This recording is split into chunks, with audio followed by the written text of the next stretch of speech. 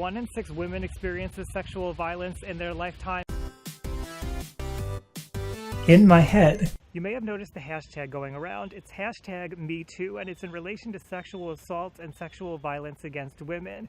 But this hashtag has got some people upset, it's got people angry, so I want to talk about it from all different angles. Now first, this can be a topic that's very heavy for some people, so if you're somebody who's having trouble with this, maybe you're feeling some suicidal thoughts, contact the suicide hotline, 1-800-273-8255, or if you just need somebody to talk to, you can also text the crisis text line 741-741. If you're international, I have phone numbers below. The Me Too hashtag was started by ALYSSA Milano. She's a female celebrity in the United States, and she started it to bring awareness to how many women have become victims of sexual harassment, sexual violence. Now, I can't give you her exact reasons, but this happened directly after the scandal in Hollywood with Harvey Weinstein, with a number of actresses speaking out that they were sexually harassed by him. And so if I had to guess, she probably wanted to bring awareness that this is not just a Hollywood issue, this is an everybody issue.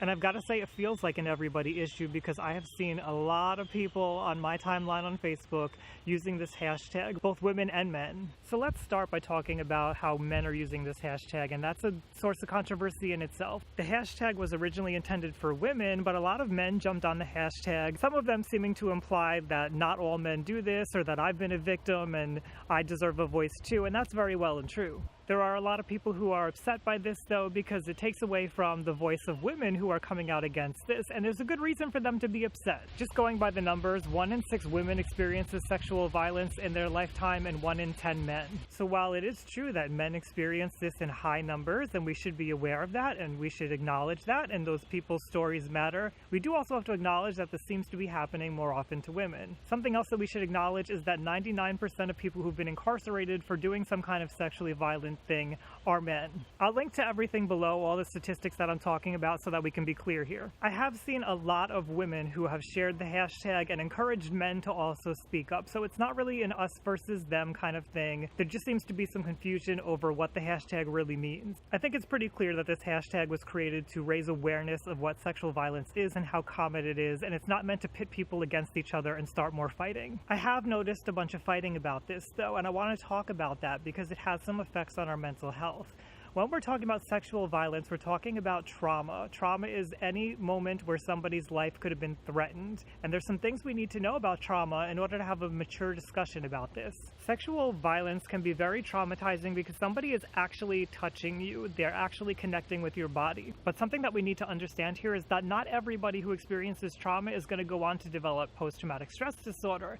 We need to talk about PTSD because people who have PTSD act differently and see the world differently than people who don't have PTSD. The reasons why somebody might develop PTSD after trauma as opposed to not developing it is because they have access to coping resources. The most important coping resource is a social support network. If you don't have a social support network that you can talk about the trauma with after it happened, then you're more likely to go on to develop PTSD, which is a debilitating and very long-lasting set of symptoms after trauma. I'm not going to get into all the symptoms. There's a lot of symptoms and they're very hard to work on, but I do have a whole series on PTSD, everything that you need to know. Head on over to youtube.com/RyanLiberty and look for it there. What is important to know about somebody with PTSD is that they are constantly reliving this trauma. They may see it in flashbacks, or they may have emotional flashbacks where it's happening in their body. They're terrorized. And people react to this in different ways. Some people become very irate, they get irritated, they lash out. Some people draw in, they blame themselves, they have low self-esteem. This is important to know when we're discussing this Me Too hashtag, because I've seen people who are posting the hashtag Me Too lashing out, angry, maybe blaming all men. Blame is a part of PTSD, and it seems like they're stereotyping, and I've seen some men get offended by this and feel hurt by it. What I would ask those men who feel hurt by this to understand is that they're lashing out in anger because of something that they're experiencing in their body on a day-to-day basis. They've had a long-lasting effect from this, possibly for years if they haven't been able to get treatment. Instead of judging those who are speaking out, the more compassionate thing would be to try to understand where they're coming from and ask them questions about why they feel the way that they do. And this is important because when we experience trauma, when we experience sexual violence and we speak out about it, we're taking a risk. We're being very vulnerable. We have this inner turmoil that we've probably been blaming ourselves for most of our lives ever since that event. We relive it, and we need somebody to hear that, and we need somebody to acknowledge it, even if it comes out as anger. We need to know that it's safe to express ourselves, and we have safe people around us to talk about this with. Otherwise, we're always going to see the world in a fearful way. Something you may want to consider if you're bothered by this Me Too hashtag is that possibly you've experienced some trauma in your life that's gone unacknowledged. You may not have even realized that it was traumatic, and when people speak up like this, it makes you uncomfortable. It may make you uncomfortable because it brings up some memories of things that you've gone through that are unresolved. It may make you uncomfortable because you feel guilty because you know that you've done some things that you could be judged for. It also may make you uncomfortable because then it opens up the possibility that you could be violated, that you might have to be vulnerable at some point in your life, and that's not something that you ever want to be able to accept. It can be really hard to admit that bad things happen to good people, and so we look for reasons why somebody might have been raped. We look for reasons why they might have been sexually assaulted. We say maybe they were wearing something that encouraged it. Maybe they shouldn't have been drinking so much. But this is a mistake, and it's been studied that this is what we do, particularly in cultures like we have here in America, where we put so much value on the individual. We call this victim blaming, and the sad irony of this is that we may have been victims ourselves, and because we don't want to feel like victims, we turn around and we blame others for being victims. But the truth of the matter is that nobody deserves to be sexually assaulted. Nobody deserves to be sexually violated. But it happens, and we have to acknowledge that it happens, or we're never going to be able to heal from it and change society. We particularly seem to have this problem when it comes to men. We encourage men to not be vulnerable, to never be violated, and never to speak about it if they are, because that makes them weak. But when you cut off these emotions, you're cutting off a part of yourself, and you're making it difficult to adapt to life, which is part of what PTSD is. And don't forget, not everybody who's experienced trauma is going to go on to develop PTSD, so you could be one of those people who never went on to develop these symptoms, and so you're saying, like, why are people making such a big deal about it? It's because you're not one of those people, but other people are. Now, I want to flip this around and talk about the people who commit sexually violent acts, or sexually assaultive, sexual harassment, all of this, rape.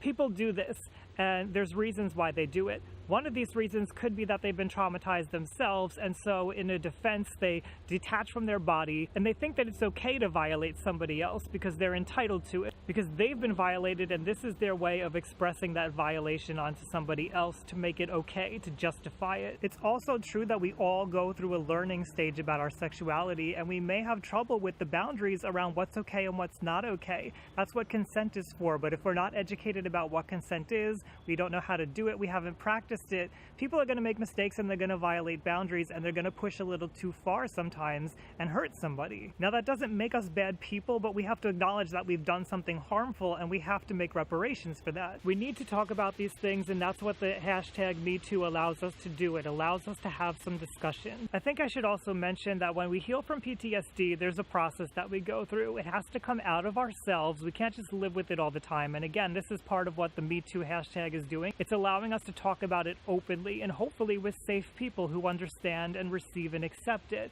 because that's how we're going to heal. We're going to heal by allowing people to hear our stories, validate our experience, and then go from there. Once we've had the room and the safe space to discuss these things openly, we can start to change our perception of what happened to us, and we can start to mold that memory like a sculpture. But it takes a lot of time. It's not easy. You have some very strong emotions because this was something that threatened your life, and these emotions are attached to the event that you went through. And so you need safe people to discuss it with, and you need to be able to have conversations repeatedly to expose yourself to what you went through in a safe environment. So I know that this is a heavy topic, and I know it brings up a lot of emotions, some angry ones, some scared ones. Maybe some people are starting to feel all those feelings of violation again as this is coming up, but it's good that it's coming up because it gives us the chance to explore it in a safe way. One last thing that I almost forgot to mention is that trauma actually changes your brain. Your amygdala, which is your threat center in your brain, after you've experienced trauma, if you develop PTSD, your amygdala is hypersensitive, and you're always looking for threats, and you're always feeling threatened by things, and this is why these flashbacks and emotional flashbacks keep coming up. So when you see somebody talking about this, understand they're probably already feeling threatened. Now, if you want to learn more about PTSD, I have that series, PTSD, Everything That You Need to Know. Go to youtube.com/RyanLiberty, hit subscribe. If you want to support me on my mission of humanizing mental health, you can go to Patreon. I'll put the links below. And I'd love to know what you think about all of this. What do you think about the hashtag #MeToo? Do you think it's a good thing? Have you shared your experience? What have you learned from all of this? Let's try to be respectful and discuss it down below and learn from each other. As always, thank you for joining me out here. I'll see you around next time, everybody.